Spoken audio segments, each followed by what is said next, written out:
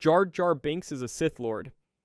The theory says Jar Jar was never actually comic relief, he was manipulating events the whole time. Fans point to the way he moves during battles, flipping through blaster fire, jumping around trained Jedi like it's nothing. Sometimes looking more skilled than the Jedi themselves. Then there's the hand movements while he talks. Small, little gestures, similar to Jedi mind tricks. And somehow, people around him always go along with what he says.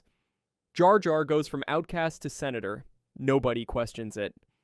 Then he gives Palpatine emergency powers himself. That alone changes the entire galaxy. Supporters think the clumsy behavior was always fake, because Jar Jar somehow stays close to every major decision. Never blamed. Never blamed for anything. His connection to Palpatine raises a lot of questions too. Some fans think they were working together the entire time, and somehow Jar Jar always survives. That's the weird part. Darth Plagueis created Anakin Skywalker. The theory says Anakin had no father because he wasn't born naturally. Plagueis was obsessed with manipulating midi-chlorians, creating life through the Force. Fans point to the opera scene. Palpatine literally talks about a Sith who could create life. Then somehow Plagueis dies. Right after that. That's the weird part. Then Anakin is born with no father. The Jedi just accept it. Massive Force connection. Midi-chlorian count higher than Yoda. Way too specific, and Palpatine knows way too much about it. Some fans think Palpatine knew exactly what Anakin was. Others think Plagueis accidentally created the Chosen One himself, and then Anakin destroys them anyway. Palpatine planned the Clone Wars from the beginning. The entire war was fake from the start. Palpatine controlled both sides. Republic, Separatists, same person. That's already insane.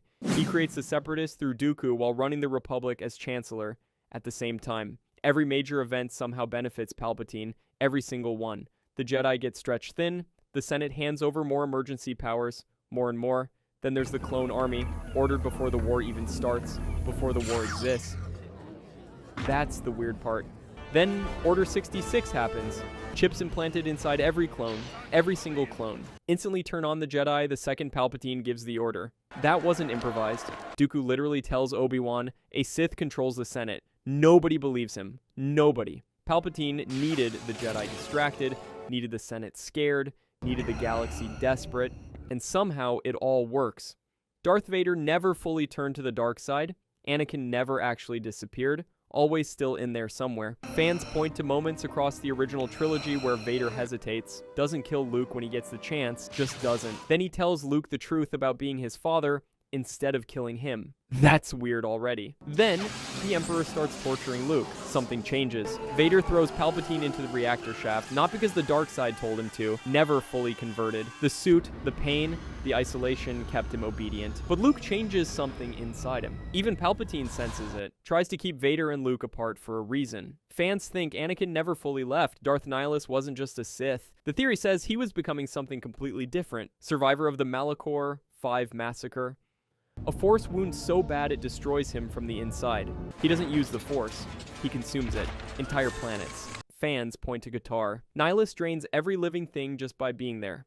Every Jedi, every person, gone. Just gone. That's not a Sith power anymore. That's something worse. He was becoming a wound in the Force itself, just an empty hole, getting bigger. His body was already gone, just a mask and robes held together by hunger. Fans think if nobody stopped him, he wouldn't have become the most powerful Sith. He would have consumed everything, the Force included. Darth Bane didn't just survive, he won. The rule of two wasn't just a survival strategy, a long game, 1,000 years long. Bane wipes out the Brotherhood of Darkness and rebuilds the Sith from scratch. Just two. A master and an apprentice. That's it. Fans think that's the moment the Sith actually become dangerous. Every Sith after Bane follows the same rules. Darth Plagueis, Darth Sidious, Darth Vader, all hiding in secret, building power, waiting. Nobody finds them for 1,000 years. Nobody. That's insane already. Then Palpatine takes over the Republic from the inside, destroys the Jedi Order, builds the Empire. Exactly what Bane wanted. Fans think the entire prequel trilogy is basically Bane's plan finally working. And somehow the Sith almost win everything. Snoke was never just a new villain. The theory says Snoke was supposed to be Darth Plagueis. The same Sith Lord Palpatine murders in his sleep. Fans point to the music in The Force Awakens. Snoke's theme sounds almost identical to the Plagueis theme from Revenge of the Sith.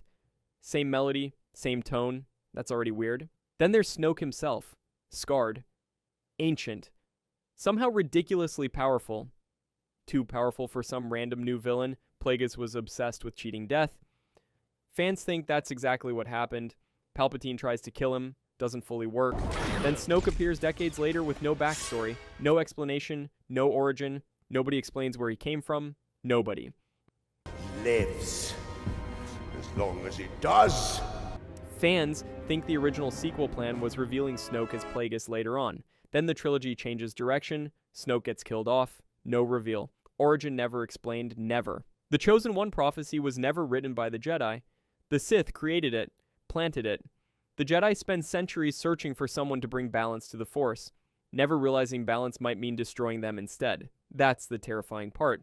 The prophecy is never fully quoted in any movie. Nobody knows where it comes from. Never explained. The Jedi just accept it. Fans think Plagueis and Sidious planned the whole thing.